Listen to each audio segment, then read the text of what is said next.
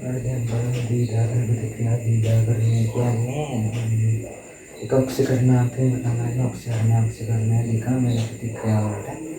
එතකොට මෙතන වැලියක් තියෙනවා මේ දීදාගන්න ප්‍රතික්‍රියාවක් ත්‍රිදකරණය යන්නේ ඒ දීදාගන්න ප්‍රතික්‍රියා ත්‍රිදකරණ ආකාර ක්‍රම පහක් තියෙනවා.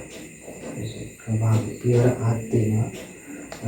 ඒ පියවර පහ කිව්වොත් එහෙම මුලින්ම ඔක්කොම ඔක්සිකරණාංක අරගෙන ඊට පස්සේ ඔක්සිකරණාංක මෙතන දෙපැත්තේ ආ කරලා දෙකේ වෙනස අරගෙන පුරාවට ගුණාකාරය අරගෙන දෙක මාරු කරලා ගුණ කරලා මේවා විතරක් ගුණ කරගන්නවා මේ ගුණ කරගන්නේ නැහැ. ඊට පස්සේ දෙවන පියවරේදී තමයි පරමාණු ත්‍රිත කරගෙන මේ සාමාන්‍ය ඔක්සිකේ පළවෙනි පියවර දෙක මාරු වෙලා දෙන්නේ. එතකොට මෙතන මේ ත්‍රිත කරගන්නවා ඔක්කොම ටික. තුන්වෙනියට කරන්නේ ආරෝපණ වෙනස් කරන එක. ඊට පස්සේ හතරවෙනියට හයිඩ්‍රජන් වෙනස් කරනවා. ඊට පස්වෙනියට ඔක්සිජන් වලින් ප්‍රතික්‍රියාව හරියටම ඒ කරගෙන යමු. මෙතන ඔක්සිජන් වල දෙකක් වෙනවා.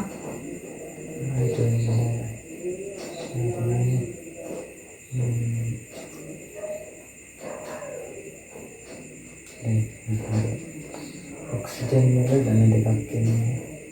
ඔක්සිජන් වල ධන දෙකක් තියෙනවා. හයිඩ්‍රජන් වල ධන තුනක් තියෙනවා.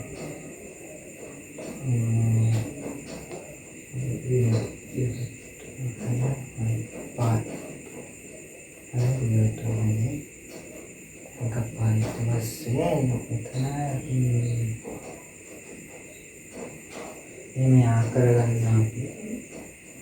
ඊට පස්සේ දැන් මොකද කියලා ඒකයි දෙක පහයි එකයි තුනයි ඊළඟ මේක පහයි ඊට මෙතන වැඩි කරගන්නවා මාරු කරලා පහේ දැන් තුනේ වැඩි කරලා තුනේ වැඩි කරගන්නවා එක පහෙන් වැඩි කරගන්නවා ඊට පස්සේ පළවෙනි පියවර ඉවරයි. දෙවෙනි පියවරේදී අපි පරමාණු වෙනස් කරගන්නවා. නයිට්‍රජන් 3යි නයිට්‍රජන් 5යි මෙතන නයිට්‍රජන් 8ක් එන්න ඕන. යා වෙනස් කරන්නේ නැහැ. ඔක්සිජන් හයිඩ්‍රජන් වෙනස් කරන්නේ නැහැ. ඊට පස්සේ අපි මොකද කරන්නේ?